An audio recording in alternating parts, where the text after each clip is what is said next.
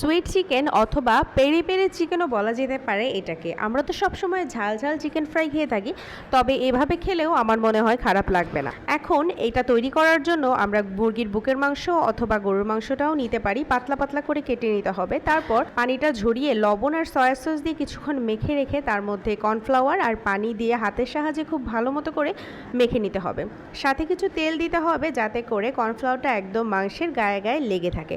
এটা মেখে কিছুক্ষণ রেস্টে রেখে দিতে হবে। ঠিক এরপর একটা সস রেডি করতে হবে। চিনি, পানি, সয়া সস, লবণ, তারপর ডার্ক সয়া সস দিয়ে একটু মিশিয়ে রেখে দিতে হবে। এরপর কড়াইতে তেল দিয়ে তেলটা যখন খুব গরম হবে তখন ওই পর্যায়ে মাংসগুলোকে দিয়ে ভেজে নিতে হবে।